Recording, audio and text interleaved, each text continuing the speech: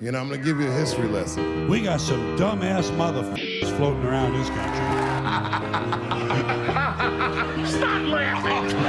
And when I do, start. Also, y'all did some nasty-ass jokes on my ass, too. Funny jokes and unfunny jokes come out of the same birth. You f***ing guys are unbelievable. Why are you laughing? Evening, everybody. Welcome to another episode of Why You Laughing, a history of comedy podcast. And today, I'm pleased to introduce to you Katt Williams. That's right. Last week, I said we may have had the most boring man in comedy history to discuss. So this week, I felt like we should go the opposite, with possibly the most interesting, to say the least, figure ever in comedy. Katt Williams, he's controversial. He's fascinating to listen to speak. I could listen to Katt Williams all day. Obviously, earlier this year, he broke all kinds of podcasting records with his interview with Shannon Sharpe. So essentially, he touched on a lot of these subjects on Shannon's podcast, and we even have a few clips from Club Shay Shay. But basically, this is a consolidated version of what he did on Shannon Sharpe's show. We're just going to try to navigate the important aspects of Katt's life and touch on them today, because he's a little all over the place when he talks, but he always manages to get there. So, truly fascinating guy. So I'm excited about today's episode to talk about the great Katt Williams. And for more Why You Laughing, for every episode we've ever done, plus bonus episodes. You can become a member on Patreon or YouTube, and wherever you get podcasts. You can also subscribe for free, and where all those links are at blindmike.net. So hit blindmike.net. Find whatever link suits you best. Apple, Spotify, YouTube, Patreon. We also have merch that I never mentioned. I assume it's still available. It's still there. I actually completely forgot about that. Yeah, I always forget. But it exists, so you can check it out if you want. I don't know where the money goes, but whatever. You're supporting someone, I'm sure. If you haven't touched it, it's just a pile there. Yeah, good. So go to blindmike.net. All our links are there. We appreciate you guys supporting the show. If you're watching on YouTube, like, comment, subscribe, share. All that stuff helps more people find the podcast. We get comments all the time that this podcast isn't big enough. I agree. So spread the love, spread the word, and we appreciate it. All those links are at blindmike.net. Always posting content once Craig's tummy is full. So make sure he gets his nourishment. And all right, so let's get into the great Katt Williams, who we could probably do an entire episode just focused on his childhood. Yes. Truly fascinating. Grew up a Jehovah's Witness, I believe. There's one interview where the interviewer says Jehovah's Witness and he doesn't correct them. In other interviews, he's very vague. He says, let's just say a branch of Christianity. So I believe it's Jehovah's Witness, which, by the way, I don't know what Jehovah is doing over there, but to have created both Kurt Metzger and Katt Williams, like two of the most interesting minds in comedy. It's they're doing something right, I suppose. Or something wrong that makes something right. Yes, yeah, exactly. Right. So Katt Williams' family was very strictly religious. He grew up in Dayton, Ohio, and quickly navigated south. But that brings us to our clips. Where are we starting? Him talking about his childhood. Okay, yeah. So let's hear Katt's journey as a boy. That you emancipated yourself from your parents at 13? Because I read that somewhere. Well, Wikipedia said something like that. I wouldn't shame the family. What I would say is that it can't be called run away because I didn't run away. I left, but I don't tell that part of the story just because there's a 0 chance that if a young person listens to me and follows my example on that they'll be okay. But I knew I would be, but I was a little off. Like, I knew Jesus left home at 13, so I didn't feel like I was out of pocket in any way. Wait a minute. Are you saying that at 13 years old, you was cognizant of the story of Jesus leaving home at 13 years old? I had been accepted to college before I was 12, so I was already a little bit more advanced than your average child. I probably read 10,000 books at that period in my life. That was maybe the most famous bit of information to come out of the Shannon Sharp podcast, and he doubled down on Rogan and said 10,000 might be a little low. So, listen, I don't know if everything that comes out of Katt's mouth is truthful. I can guarantee you that he believes it. Absolutely. I don't think he's consciously lying. And also the way he presents information, I kind of want to believe him. Me too. Like I'm doing the math in my head. I'm trying to work it out so that it is possible. I'm like, okay, 10,000 bucks. Maybe he did do it. What if I made a deal where Jeff Foxworthy is that squeaky clean, but we have to believe everything Katt Williams says? Sure. Yeah, I'm down with that. But you bring up Jeff Foxworthy from last week. What I found very interesting from Katt Williams, and I think what makes him one of the great entertainers of our lifetime, is that I mentioned last week that I listened to 15 or whatever Jeff Foxworthy interviews, and he told the same stories the same way in a lot of them. Katt Williams would tell the same stories on a lot of these podcasts, but always in where like the second, third, fourth time I heard it, I was still interested because he would do it in a way where he's kind of always giving you new information. Not that his story is inconsistent, but he's a masterful storyteller. And it's similar to what I say about Dave Chappelle, the current version of Dave Chappelle, where Killing Them Softly is one of my favorite comedy specials of all time. I think a lot of people would agree with that take, not particularly controversial. But like that Dave Chappelle, I think was an amazing comedian. The current version of Dave Chappelle, I think is an amazing talker, where I don't think he's the funniest guy on a stage anymore necessarily, but I could listen to him talk for hours, you know? Yeah, he'll put you to sleep more quicker than JFK assassination. Yes, exactly. Yeah, I could put that on, and it's a sweet lullaby, Dave Chappelle's voice. So Katt Williams is kind of in that world where, like, even on the Joe Rogan Experience, where he's more subdued, I can listen. Like, I'm fascinated by him. So him telling the story of his childhood, like, did he get into college before the age of 12? I don't know. Yes, he did. But I'm inclined to believe him. Next, we have him talking about moving to Florida with Shannon Sharp. Yeah, so he's emancipated, and again, I don't know if that was legally necessarily. He describes basically an altercation with his father, and it's very interesting to hear him talk because he talks about his father lovingly, almost, I would say, and respectfully. Says he's one of the funniest men he ever knew. That's where he got a sense of humor from. And he talks about an altercation they had. He doesn't quite confirm whether or not this was physical or verbal or what it was, but he says at 13, him and his dad got into an altercation that caused him to leave the house that he's going to talk about here. But he does it with the perspective of like two men that argued. And I find that fascinating. So let's hear Katt Williams with you said this was with Shannon? Yeah. All right. I want to go. Tell me the place. I literally went to a truck stop and I asked all the truck drivers where they was going. And there was one guy going to California and there was one guy going to Florida. And they told me how long it was going to take. And so that's why I ended up in Miami. Because how'd you get there? You caught a bus? Or... No, I just told you. I was at the truck stop. So you hitchhiked? I didn't hitchhike. I got in the back of the dude's 18-wheeler, me and my Rottweiler puppy and my suitcase.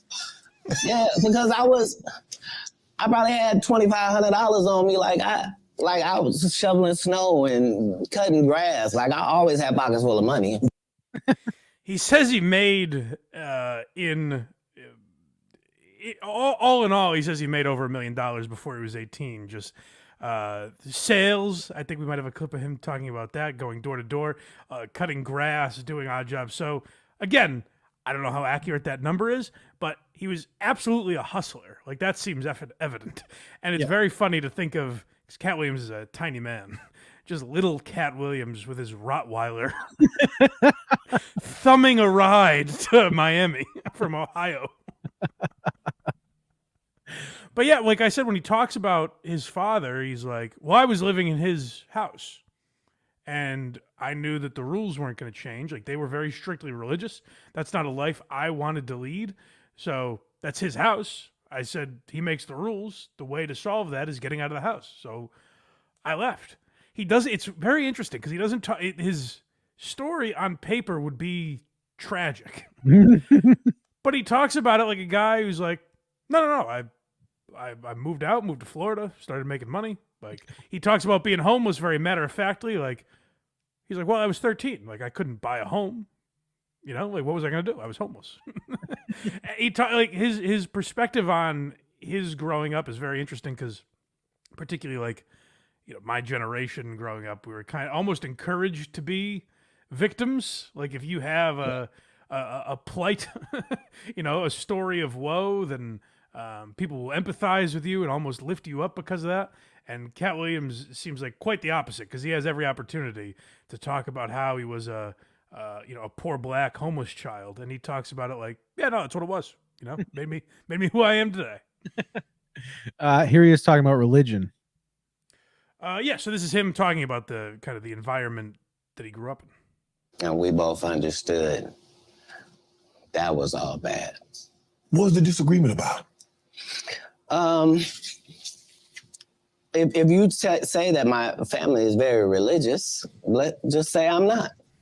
So anything that I'm going to do is going to fall out of the guidelines. Right. But I'm not going to let you tell me what I'm going to be, especially if what you're saying is wrong. I can't condone wrong. And if I find out that something is wrong and I tell you it's wrong and you don't back me, that's what it is. Even as a young child, you were willing to tell your parents that some of the things that you're saying doesn't coincide with what I've been reading in the Bible. No, very simply. Don't try to disfellowship me for sexual acts and I'm a virgin. Sorry, God don't make mistakes. You don't get 2 times to fuck me over. What do you mean you went to God and he told you I was guilty? You just lied on God. So long. That's it. There's no conversation. Deuces. Sometimes he loses me a little, and I'm not quite sure what exactly he's talking about. But it's like such amazing perspective to me. I am picturing 13-year-old Katt Williams telling his dad he's an arena act, and he shouldn't be treated like this. I'm an arena act. But for a guy that you can see the makings of a man who doesn't want to be questioned. You know what I mean? Like, yeah. You can see where everything he dealt with when he was a kid, where now if someone's going to tell him how he's supposed to act on a set or tell him who's opening for him or how much time he's supposed to do or whatever, you can see how this guy would rebel against that given his upbringing. That doesn't get talked about enough that he didn't do Rogan's Club because he's a, quote, arena act. It's the greatest. Yeah, like people are dying to play there. And Katt Williams is like, how many seats does it hold? I don't think so. That's just my guest list, baby. Next we have him talking about Oklahoma. So he went to Florida for a time, but evidently ventured around the country with a new gig that he was pursuing, and that landed him in Oklahoma for a while. I read that you was raised in Florida. You had some help, some ladies of the night. No. That's not true. No, that whole story doesn't take place in Florida. That story takes place in Oklahoma City. Okay. So after I'm in Florida, I then join, I try to join the Marine Corps and they won't accept me because I'm too young and I've lied and told them I'm 16 and my family's moving down and I don't have my ID, but it's coming. And so they let me go to the boot camp. That's not going to work now. Okay. So I've learned that lesson. Right. So then I get this job selling stuff door to door. Across the country. And so I've been to all 50 states. Again, I'm 14 years old. So I did that. While I'm doing that, one of the places I'm in Oklahoma. Mm-hmm. And I've decided I'm going to stay here because of meeting these ladies that you're talking about and that situation. And that's where I'm guessing the inspiration for the character Money Mike was really cemented in him. But it's like, usually I think an interviewer like Shannon Sharpe reacting the way Shannon was acting in that Club Shay Shay interview, where he's mystified at everything Katt's saying, usually that would annoy me because often it's phony. But like, if you listen to what Katt's saying, he's like, yeah, so I'm 13, I'm living on a mattress in a park. And then he's like, no. The prostitutes were in Oklahoma, Shannon, not Florida. Get it right. Shannon Sharp reacted to everything he said perfectly. He's like, he's just like, I need another drink. Yeah. So, like I said, just his childhood. Now, a lot of it may be hyperbole. It might be warped in Katt's mind over the years. But even just on the surface, if you take it, the little pieces that are true, for sure, it's a fascinating upbringing. And next we have him with Larry King talking about the first time he did stand-up. So this is, again, as a fairly young kid. I think this is when he was 16. The great Larry King asks him about. And this is, again, what's interesting about Shannon, because I've seen clips of him on Conan, Larry King, but like, Rogan, Shannon Sharp, all these different kinds of interviewers, and Katt is able to adapt to all of them. Again, not that he's like being phony, but like he's aware of his surroundings and adapts to it perfectly. So him on with Larry King is a little different than him on with Willie D or whoever, but like it's still wildly entertaining. Mm-hmm. You remember your first stand-up? Oh yes, vividly. Where was it? It was in a place called Ruskin, Florida, and I was out with some friends who were older than me, and they decided they were going to a club afterwards. And I'm the youngest in the group. Everybody's of age, 21 or over, and I'm not. I'm 16. Nobody knows that. I'm already away from home. This is a big deal. We're in line, and I'm realizing I'm going to get here, not have the ID, and have to answer for this with my group. And then people are going past the line, and they're not standing in line. They're telling this guy, I'm a comedian, and they're getting right in. So I join that line to be told, okay, you're number 5. That doesn't mean anything to me. I get in the club, and I find out this is a comedy competition, and I am comedian number 5, and you have to do 5 minutes. And so I got up and I just talked about being the only black guy in a white town and what that was like for 5 minutes. And I won, but I won $25. And I remember thinking, I was pretty good at that. Too bad it doesn't pay anything. And I didn't do it again for 6 years. That feels like if you were watching a bad biopic of Katt Williams, and it starts with him being like a 16-year-old that wins a comedy competition. A 16-year-old prodigy. Yeah, and then he's like, man, this doesn't pay anything. You'd be like, all right, well, this is too much. It's a parody of Katt Williams. Yeah. That's evidently what happened. Yeah. So, he's 16, but doesn't really start stand-up till he's in his 20s. He said Oakland is really where he made his bones. He later had a famous meltdown in Oakland, which we'll talk about a little later.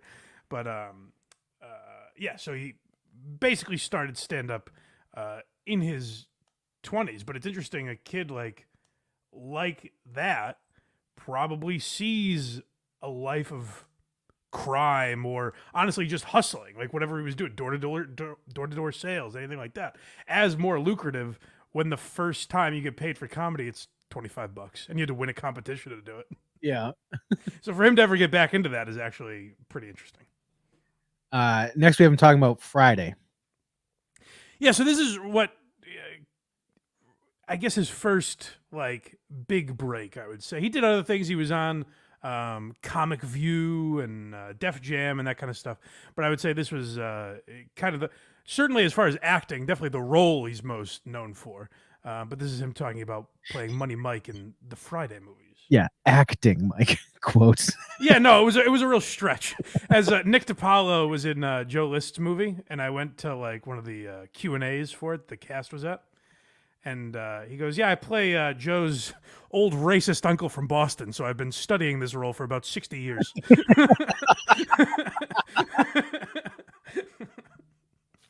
So, Money Mike, this is my first audition. Not just my first movie. It's my first audition. The reason it was so great is because they allowed me to do what I wanted to do, and I needed to do things. So I needed to pick the wardrobe for the character. So Money Mike's wardrobe was impeccable because I designed it and they made it so. I picked out the car, the color of the car. They had a guy playing a pimp. I need this to be an actual pimp. We need Bishop Magic Don Juan. Is everything I had to do. Me and KD Albert, who played Donna, and Terry Crews. It was all of our first project, and my job was to make sure that we came off as if we were seasoned actors. And so I put everything I had into that movie, to the point where in the script, Money Mike is raped in the bathroom. Katt Williams changed that. Why? Because there's no way. What do you mean, Kat? There's no way. What are you saying? I'm saying in a place that small, I'm not rapeable. I don't care what has to happen. That's what will happen. And so that's how it changed and became a great movie, and just the thought process that maybe Ricky Smiley was going to do that. He has to throw that in at the end. I just love that he's like, I took that out and it became a great movie. It's to Craig's point a minute ago, though. Like, they found the perfect man for that role. Like, what are the odds in Hollywood that you could find essentially the actual Money Mike? Like, the guy they were looking for showed up on their doorstep, ready to play Money Mike. Now, the Ricky Smiley jab at the end, that was a big part of the Shannon Sharp interview that blew up the internet, where I guess Ricky Smiley suggested that they originally wanted him to play Money Mike. This again goes back to what I said about Katt Williams, where arguing whether or not the things he says are true. What you hear here is Ice Cube using a tone where you can tell, like, yeah, a lot of the shit Katt said was true. I don't want to start a fucking feud with anyone. Like, this is how crazy Katt Williams is that Ice Cube, the Ice Cube of NWA, is like, I don't want to deal with this, guys. Just leave me alone, will you? But now, if I was Katt Williams' therapist, I might say, Katt, you might be right. You hold on to some petty grudges, though. Because this is Ice Cube describing the process behind casting Friday. Specific things. Katt was 100 on a few things. Most of what he was saying. A couple things, I just want to clarify. When we bring in a new, comedian, we do have them try out for different roles. So Ricky did. Sorry about the sounds. Give Money Mike a shot. But when we saw him and, we kind of saw how he moved and how he was, auditioning, we decided that he would be a better, Santa Claus, which was, to me, the perfect casting. When we saw Mike, I call him Money Mike. When we saw Katt, when I saw him, I just knew that he was perfect for Money Mike. And Katt, said he wrote his role, which, the role was written, but he enhanced it. This is why Katt was so dope in the movie. And, he was such that character. Katt Williams rapped under the name Money Mike. He really embodied that guy. Ice Cube just called him Mike by accident. I know, yeah, it's crazy. They found, I don't know if you can find an example of more perfect casting. No. Eminem playing himself in 8 Mile was not better casting. It was not as good, no. No. That's actually great. Next we have him on with Stern talking about getting shot. Again, there's just glimpses of we're giving you in this hour, whatever we do on Katt Williams, we're giving you a microcosm of the insanity of this man's life. Like we'll barely touch on it, but this is just an overview of all the crazy shit that's happened to Katt. But again, him being on Stern, like he completely fits that vibe as well. You might think like, oh, maybe he wouldn't vibe with them as well as he does on Shannon's show or whatever. Or you might think that with Rogan or Willie D's podcast or Larry King. You definitely might think that. But every environment you put him on, he adapts to his surroundings and is thoroughly entertaining. With us. Katt, you want to sit and listen to some of your stuff while we remind people of some of your great comedy styling? I know 50 Cent that made it real cool to be shot. Let me just say, I've been shot before. Ain't shit cool about it. When I got shot, ain't no bitches come out, ain't no music play, nothing. When I got shot, I wasn't even in the altercation. I'm outside the club watching some other niggas. Look at these crazy niggas. Oh shit, that nigga got a gun, niggas. Better be good. Bam! Wait a minute, Jesus! Is that a true story that you actually got shot outside a club and you weren't even involved? Yeah, every single joke is the absolute truth. It's the real deal. Yes. Where did you get shot? In what part of the body? In my thigh meat. Wow, you're lucky. Yeah. I mean, you're lucky to be alive. Yeah, but I was unlucky to be shot. Right, that's true. So it had to even out. He was like, he blew up around 2006. I don't know if it was the Pimp Chronicles. I forget which special it was that hit at the perfect time. His first HBO special was 2006. And that is right around the time of where like on demand is pretty much everyone's using it by this point. So like I remember I would watch, Curb Your Enthusiasm or The Sopranos or whatever the next day on demand. And so it hit right at a time where kids could find Katt Williams. Yeah. Where like, Def Jam and stuff, like you had to stay up late in the 90s to watch this type of comedy. Or really any type of comedy. Like on HBO, the Friday night specials that would come out, you had to stay up late on Friday night or just hope they reran them at some point. And you also had to hope your family had HBO, which wasn't as prevalent prior to the 2000s, really, I would say. No, and even back then, I remember you would see people with just mountain tall like piles of VHS tapes of The Sopranos. Right. Because it's the only way, if you didn't see them on the night of, it was the only way you could get them. Right. So like Katt's specials started dropping at the perfect time where I think a lot of being a white suburban kid, I feel like me and a lot of my friends hadn't seen a lot of comics like Katt that we also related to and found funny. Like I think at that time, like just a white kid in a white town, if you asked me about like Def Jam comics, I would have thought of like, Alonzo Hamburger Jones or the Shucky Ducky Quack Quack guy. You know what I mean? Yeah. I don't know that I would have thought of a guy like Katt Williams, who I found as truly funny and magnetic as he was. And that I think that's why he blew up with an audience that a lot of guys didn't quite like. Bernie Mac blew up with a white audience because of his TV show and the movies he was in and stuff like that. Katt, I think, is pretty rare at that time that his stand-up is what hit with a lot of kids that wouldn't be stereotypically his demographic, It was him and Dane Cook at like the same time.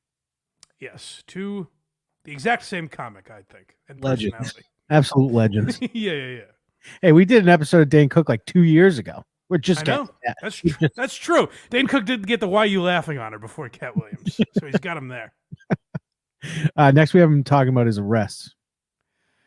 This is crazy, the amount of times he's been arrested. And again, like, here's where I'm dumb, where I get lulled into Katt's web. Is like, I listen to him, I'm like, this guy, he's an upstanding citizen. He's a tremendous guy. And then you realize how many times he's been arrested. You're like, he's got to be doing, he's up to something. Story. My story is worse. Like you got to understand, we actually checked weapons that day. Like went through the real procedure and checked weapons. Like we already had done that. So This weapon, we went to the range right before we came to the airport, the whole staff, and this was an inoperable gun. And I had told the driver, just throw it in one of the bags, take it to my house and put it in. But he put it in a bag we were taking to the airport. So I kind of got, I was kind of fortunate that it wasn't loaded or any of that because it didn't work, But I have kids, so we don't leave them even in the truck because, the limo drivers got to take my kids to school. So, it was unfortunate, but the TSA and the police were really nice about it. I can't like be mad. See, Kennison got set up. Right. I made an error. Right, but how many days you spent some time in jail because of it? Yeah, because they didn't give me bail. No, they didn't because of it's a federal case. Well, yeah, and I had another previous issue. What was the previous charge? What happened? We're like Same parents. thing. You had a gun at the airport? No. No. Yeah. Yeah. Do we need to go to commercial or anything? No. That's where then when they bring up the next arrest, you might hear his original story and be like, "Oh, Katt, this is a comedy of errors. This is a classic mix-up." And then you realize he was arrested 19 times. 19 felony charges against old Katt Williams. So. 18 of those were guns in an airport. There are a lot of guns. There's some drugs mixed in there. Listen, I don't know if Katt is guilty of all of them, but you'd think at least one has got to be his fault. Charles Barkley famously said, "I am not a role model." You're damn straight. Yeah. But yeah, he talks about this stuff in a very, again, a nonchalant way, and he kind of talks about his career. He compares his career to rappers a lot. Like, it seems like he views himself as more of a hip-hop comedian than like a stand-up in the way, and it's probably accurate given his lifestyle, than in the way like Jim Gaffigan's career has gone, So, unrelated, the next clip is about Suge Knight. Okay, perfect. You know what? Why hear me yap? Let's segue right into that. This is another arrest, this time with the great Suge Knight. But again, when you hear him explain it... The great Suge Knight. He's a great man. When you hear him explain it, it doesn't seem so bad. We have a meeting with a hologram company, which is going to go into a licensing deal on some holograms. This is in Beverly Hills. So now there's a rodeo, and behind that is an alleyway where you park your vehicles. Mm-hmm. That's where we are. Suge has brought his son with him who's 5 years old. And before we go into this meeting, Suge's son runs behind the dumpster and urinates. And a lady films his penis out, peeing behind the dumpster. And then says, "Oh, I thought that was Katt's kid." So yeah, that's what happened. See, this is so understand. We were facing 20 years, Suge and I. 20 years for that. And if it wasn't for the fact that this is Beverly Hills and it's all on camera, they had no problem sending us up the river when we couldn't have possibly done what was being said. That lady said that she got jumped on by me. Yeah, so basically the way it was reported was that Katt Williams and Suge Knight attacked a woman and stole her phone. And then when you hear Katt's version, like these gentlemen, they were just doing they're vigilantes. They were just standing up for what's right. Now, Suge Knight, horrible man. I imagine some cross words were said to the woman, but hey, she's filming them privately, Tupac was a gangster, and that guy that he ran over with the truck that's completely on camera, mm-hmm. I heard he was shady as well. Well, yeah. I want to take the official stance that we side with Suge Knight. Like, it can't be a bad friend to have, So if you're in jail, it's probably the best friend to have. Yeah. Let's see. Next we have. We're cruising through these, by the way. It's like it's a laundry list of things. I don't even have clips of Katt Williams' greatest meltdowns.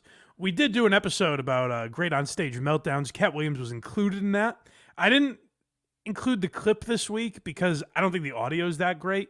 But like one of his famous meltdowns is in where he made his bones in Oakland at the Oracle Arena, where he's like completely melting down.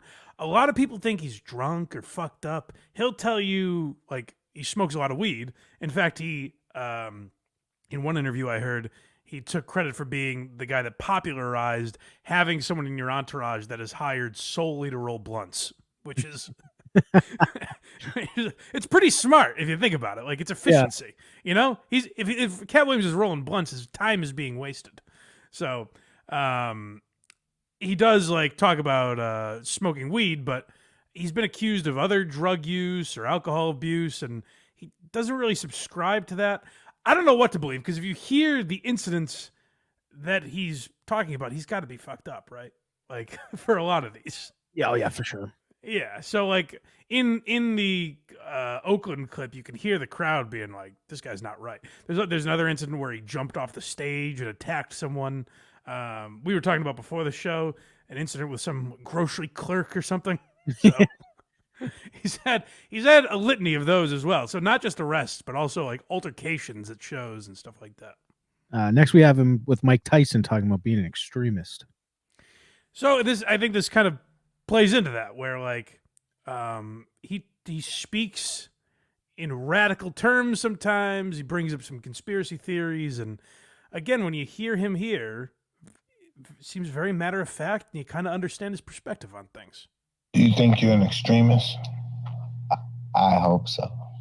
I hope so, just because I know that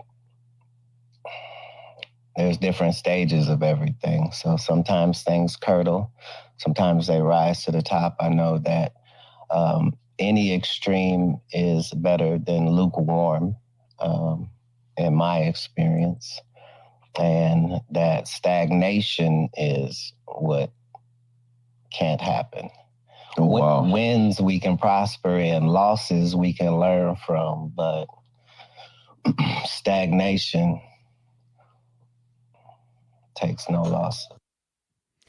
And that's very like an astute way of thinking. Like when you look at Katt's career on paper, you think he's just a madman, and that just like he's crazy enough that he's electrifying on stage, you know? Like it just pours out of him almost. But when you hear him talk in interviews like that, he's very measured and calculated, and he's put out 12 specials, has a few HBO specials, a few Netflix specials. So like as crazy as things get for him, even like he'll retire for 3 days and then announce he's unretiring. as wild as things get, he's always managed to be relevant in stand-up, put his specials out in the most relevant places, like I said, HBO and Netflix. To me, he's like one of the only guys that could pull off. He starts a special, I think it was 2 specials ago, where he comes out and just trashes Jacksonville for like 20 minutes. So seemingly like to anyone outside of Jacksonville, it's irrelevant. Like no one gives a fuck about that. He's just shitting on the town that the special happens to be filmed in for a quarter of the special.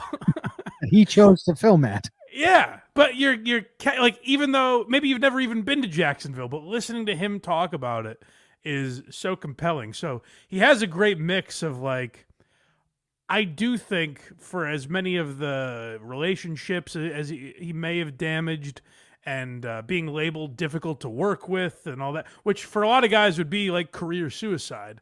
I think stand-ups have the advantage there where it's like, I don't need acting. So you can call me difficult to work with and not hire me for your dumb show. I can just get on a stage to a sold-out arena if I want to. If you're Katt Williams. Sorry, I didn't want to be portrayed as being raped in a bathroom. Yeah, right. And, you know, Katt Williams has a lot of, like I said, theories about that stuff, kind of like Chappelle. When you hear his side of things, it's like, oh, that's not that crazy that he didn't want to do that stuff, that he put his foot down in these cases. And I think where Hollywood benefits with people like Katt Williams, and maybe this is true with like Martin Lawrence and stuff, where like when you come off as erratic, like I said, like if you listen to the Shannon Sharp interview, it's hilarious and entertaining, but you think like this guy's nuts, he's out of his mind. So because of that, Hollywood gets away with being like, see, we told you he's out of his mind, he's impossible to work with. When in reality, they were asking for ridiculous things or being too stubborn when they're not creative types. So they kind of get away with labeling Katt as more insane than he actually is even. Next, we get into the shit talking segment. Okay, yeah. So this is, I figured, rather than some of the on-stage stuff, I figured we'd close with his a lot of his feuds that he's had, and there are plenty. So which one are we starting with? We got Wanda Smith. This is great. This is one of the great great morning radio interviews in the last 15 or 20 years. So I guess Katt Williams is 2000 mid-teens, I believe, 20 teens. Katt Williams goes on this Atlanta morning radio show with Wanda Smith. Highly rated morning show in Atlanta. Wanda Smith had been there for many years. I guess a staple of radio in Atlanta. And I guess there were a couple things Katt was tired of talking about. Oh, by the way, I haven't mentioned his children. And again, every few minutes I think of a crazier element of this guy's life. Yeah. He has, I believe he has 3 biological children. He has adopted 7. It's wild. I don't know why. He's touring all the time. I don't know how he's even been able to do it. But he's adopted 7 kids for a total of 10, I believe. I wonder if he's like, I don't want to see any of these kids run away like I did. It was also interesting because that Howard Stern interview was from 2006. Mm-hmm. And he says he adopted 7 kids. And then on Larry King, like 10 years later, he says he adopted... I'm sorry, he said he adopted 7 on Howard Stern. Then he said he adopted 6 on Larry King, which was like a decade later. So I don't know if he loses count every once in a while or what was going on. Maybe he adopted 6, but he had 7. You know what I mean? I don't know. It was very confusing. It was hard. It was hard, much like know, stuff with his everything- childhood. It was hard to nail everything down because he changes things. I was gonna say, yeah, he's been very clear and thorough with everything. So Yeah, I can see the confusion. But that's wild. Like to choose to have 10 children. You know what I mean? To bring 7 in from wherever. Yeah. But you might be right because he did mention, like he talked about his brothers, like potentially having to be part of like going to foster care and stuff like that. And you could tell that seemed very important to him, so that might contribute. I don't want to get too much into the psychology of Katt Williams, but that definitely might have contributed to it, like his upbringing for sure. But we've gotten sidetracked. The reason I brought that up is there were a couple things Katt didn't want to talk about. He didn't want to talk about his kids. I don't know the reason for that, if he just wants to keep them private, I imagine, or I don't know if anything else was going on that he didn't want to answer. But he said, I don't want to talk about my kids, and I don't want to talk about my arrests. He was very open with Stern, but I think around the time of this Wanda Smith interview, something may have happened that he didn't want to talk about, I guess, or couldn't talk about because it was federal or something. Whatever it was, he says that he clearly laid down the ground rules. But this Wanda Smith kept kind of bringing stuff up. She brings up stuff about his kids. She's like, "Oh, do you cook for them and stuff like that?" And her tone kind of felt like, I'm trying to get in Katt's head, so maybe I'm overthinking it too much. Maybe she didn't mean to do this, but it did kind of feel like, if you're Katt, it seemed kind of like she was being shitty about it. Like, are you really around for your kids because you travel so much? That sort of a thing. Mm-hmm. That's probably how Katt took it, and he starts going at her. Going at her weight and the amount that she probably cooks. And you can tell they get into, there's one great line that he has. She brings up his hair and he says, why don't you come over here and run your gnarled fingers through it? So, it's the tension is building, and then this is how it culminates on Wanda Smith's radio show. If you can't get your blood pressure down, you can't call me down. Whatever, little mama. If your cholesterol is 600, Whatever, little mama. I'm little mama's baby daddy. No, you little mama. Pause real quick. And what are you, girl? She keeps calling him little mama, I guess implying that he's gay or closeted. So that's where Katt's really not playing around anymore. I would not want him against me ever. So Wanda Smith evidently is a comic. She wrote for, I don't know if she knew Katt, because she did also write for BET's Comic View and I think Def Jam as well. So I don't know if she knew Katt previously and there was some sort of bad blood festering or something. But yeah, I can't imagine voluntarily be like, you know what? I'm going to get into a roast battle with Katt Williams. If you can't get your blood pressure down, you can't call me down. Whatever, little mama. If your cholesterol is 600, Whatever, little mama. I'm little mama's baby daddy. No, you little mama. Yes, ma'am. Hey, And what are you, girl? You probably shouldn't talk about sizes. No, that's okay. You big on the radio. That's right. And you're big Turn in it prison. down. And you're Yes, big in ma'am. prison. I've never been to prison. You have 19 several felonies, times. no convictions. Yeah, Knock it yeah. off. Prison and jail. Hold on. I like that he said that like he's like introducing Derek Jeter. Like just reading off his stats. 19 felonies, no convictions. Give it up for Katt Williams. No. Calm No. down. Only one of us has Calm $12 worth of jewelry on. No. No, $12. That all is $12, available. boo. If you want to have Wanda's jewelry, please go to Citgo Go or Quick Trip. If you buy 2 packs of Newport 100s, they will give you everything Wanda has on right now for $7.99, and it comes with a free car wash. Won't you come on down? Yes, thank you. Absolutely. We appreciate it. The show starts at 9. Wanda gets to the stage at 9:17. Please come get Miss Cat and do her. She's almost out of breath. Be careful now. Even on the radio, you can hear the fact that exercise has crept into her vocabulary. That little mama, we're done. You already used that one. Don't repeat your jokes. Yeah. Go ahead. Get your ass out of here. What a loser. I guess I give her this credit for needling Katt Williams. If they tell me, hey, Katt Williams is coming in, there's a couple of things he doesn't want to talk about. I'm like, whatever. I don't have to even, I won't talk. Just I'll turn on the microphone and whatever he wants to say is fine. What do you want to talk about, Mr. Williams? Yeah, exactly. So I guess I give her credit for having the balls to go at him, but it was not good for her career, I guess. It was kind of well, Wanda Smith is no longer with us, so some people even say it killed her. But so that was great, Katt Williams. That was very fiery. And again, like people will use that to label him as difficult, which I do get. But if he says like, hey, there's stuff I don't want to be brought up, which if you're a radio host and you're like, well, fuck that, I'm not having restrictions, good for you. But be prepared to go at Katt Williams. Don't be like, I'm just going to use one canned line that I pre-wrote and call him Little Mama and like repeat that over and over again. And think that's going to be enough in a battle of wits with Katt Williams. So He hit a new joke every 3 seconds. Sitco. Say she got her Julia at Sitco.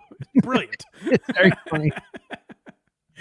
Next we have Ali Sadiq. Yeah, so I forget. Is this clip Ali Sadiq talking or is it Katt's response? Oh, shit. Great question. Katt's It really was. Okay, so I'll set it up a little bit then. Ali Sadiq has had beef with Katt Williams for a few years because Ali Sadiq came up in Houston, was kind of a big figure in Houston before he took off elsewhere. And now his YouTube specials have millions of views. Ali Sadiq, very big act. But he was performing in Houston one night, and there was a theater. I'm not sure the exact venue that Katt was performing at, but someone basically asked Ali if he wanted to perform.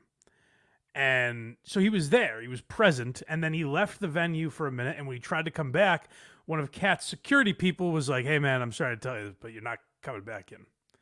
And Ali Sadiq was like, what do you mean? And he's like, Katt doesn't want you here.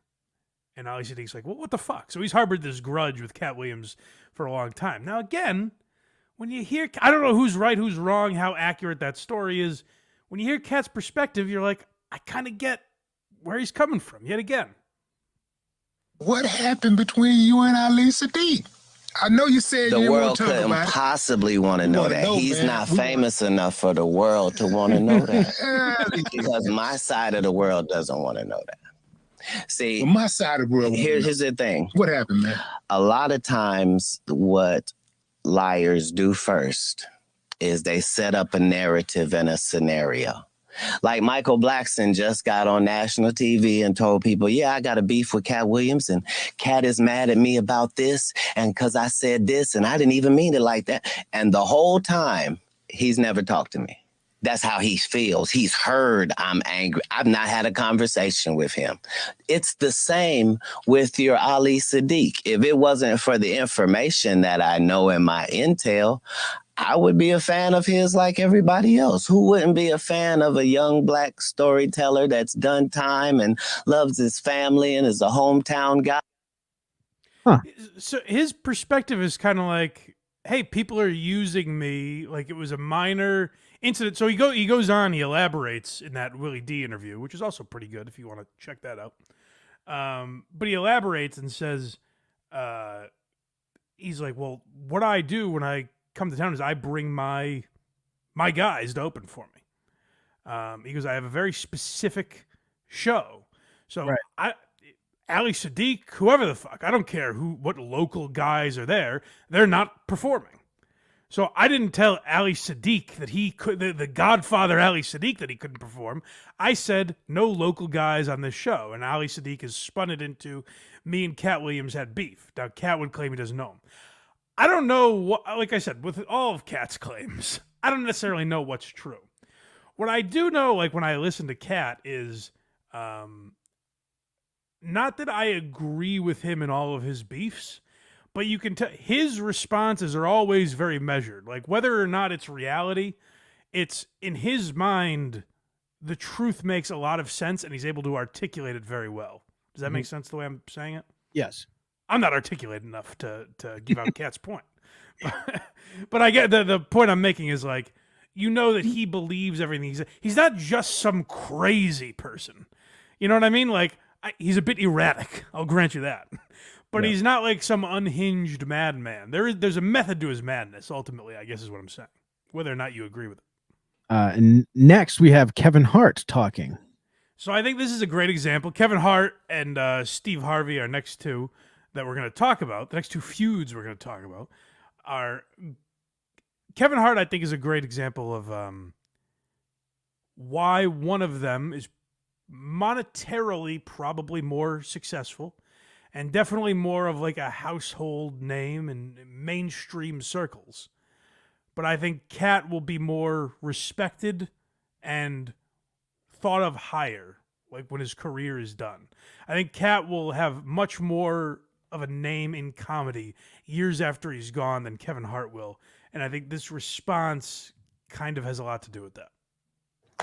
I think there's probably one moment where I've actually talked about Katt publicly, and this was when I think it was on Breakfast Club. My frustration with Katt Williams comes from you keep pointing at Hollywood. Hollywood this, the white man, this, and this. When do you take responsibility for your actions? You had the shot.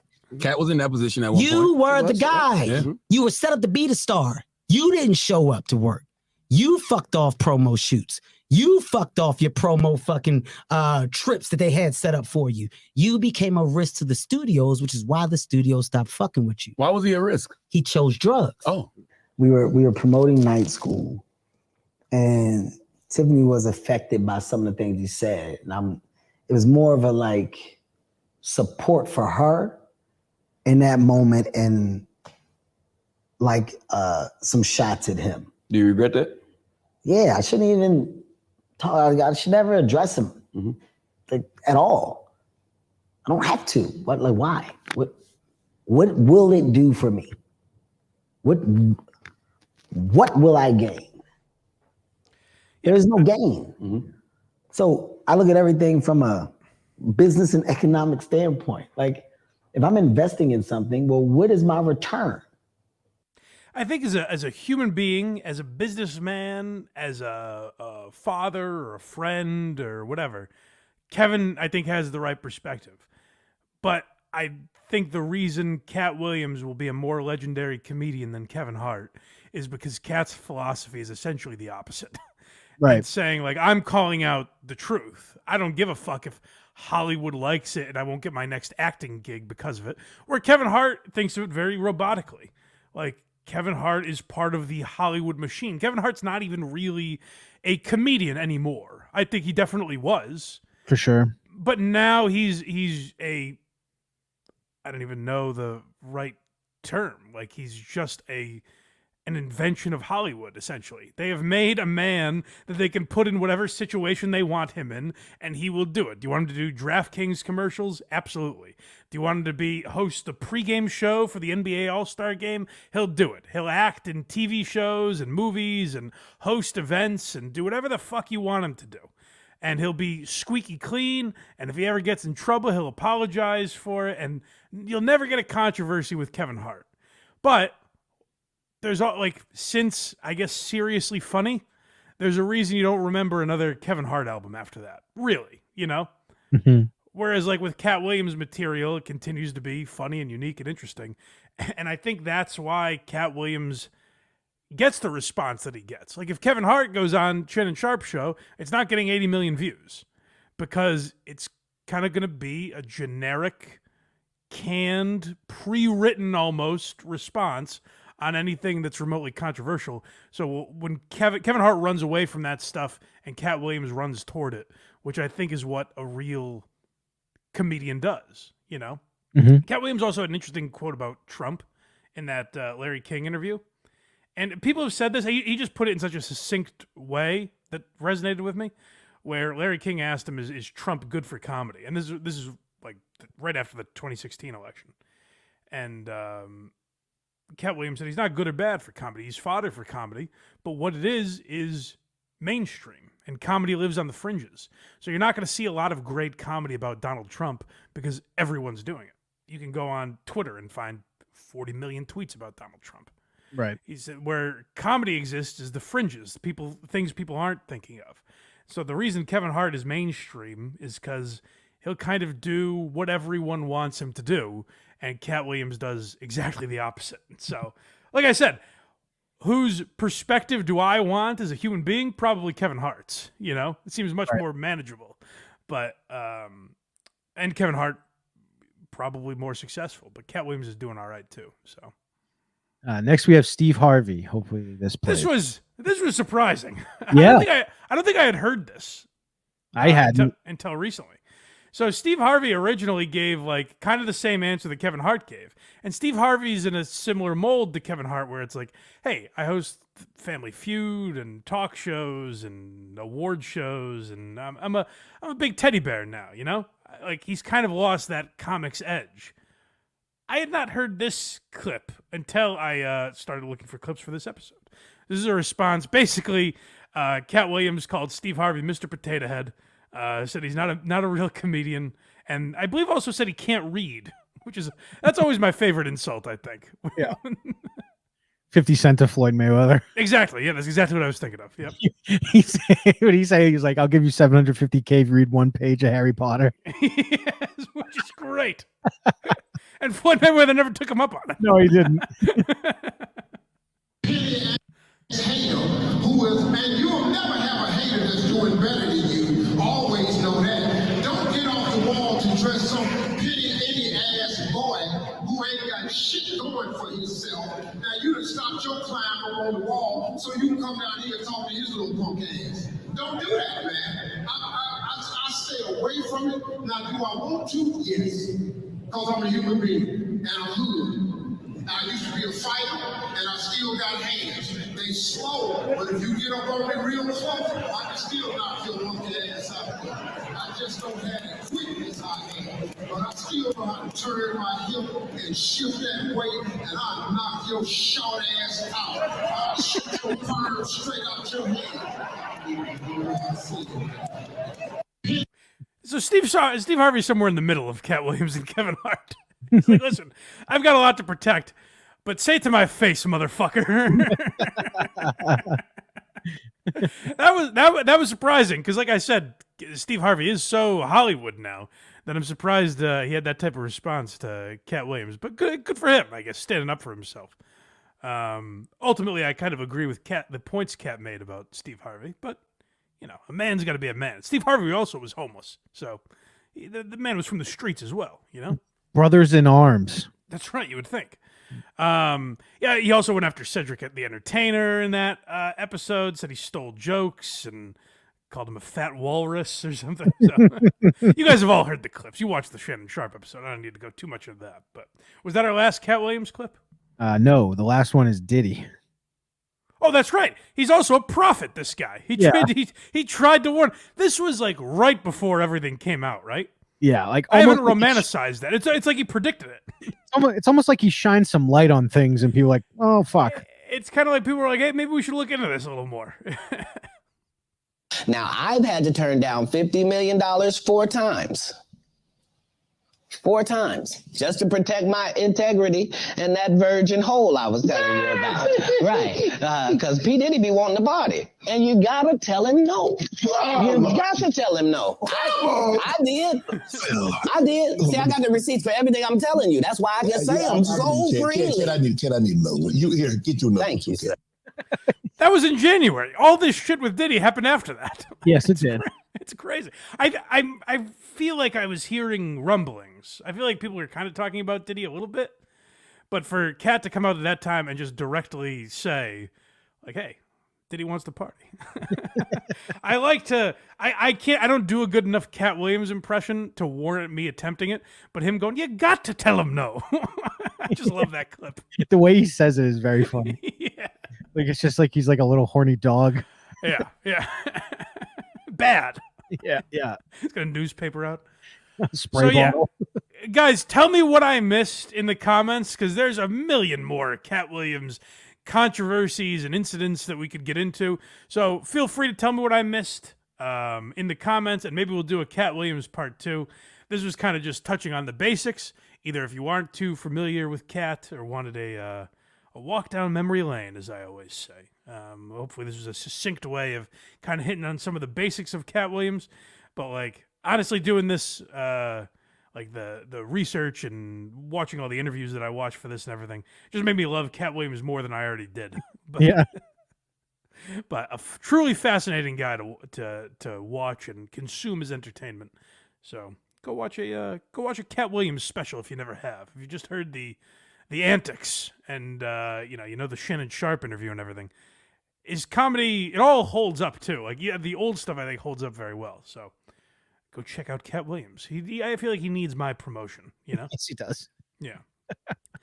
All right, guys. Well, if you enjoyed this episode and you want more, if you want early access and bonus content, if you wish you got this episode last week, then you should be a member on Patreon or YouTube. Become a gearhead for as little as $5 a month, and you get early access and bonus content to all the stuff we do here on the Blind Mike Project and Why Are You Laughing? I also do Who Are These Socials every Thursday at 6 p.m. with Carl Hamburger of Who Are These Podcasts. So check that out as well. All the links for all of those shows that I just mentioned are at blindmike.net. So if you want to support the show, we appreciate it. If you're watching on YouTube, like, comment, subscribe, and support the people that help this show out as well. Craig, which is verygoodShow.org, allegedly. It works. Website. It works. So check that out. DJ Electra, who makes all of our thumbnails on YouTube. Check out her YouTube channel, DJ Electra Fry, and subscribe to what she's doing. If you're a fan of music, she's been doing a bunch of shorts, like updates on music news that I think are very good. So check her out. And HackRideTheDemon.com also helps out this program. So check out Hackride. And now I'm starting to feel like I'm one of the shows that like read the credits, like Michelle Obama's podcast, where it's like executive producers. Yeah. So I'll wrap it up and just say we'll talk to you guys next time on Why Are You Laughing? Zip it up and zip it out.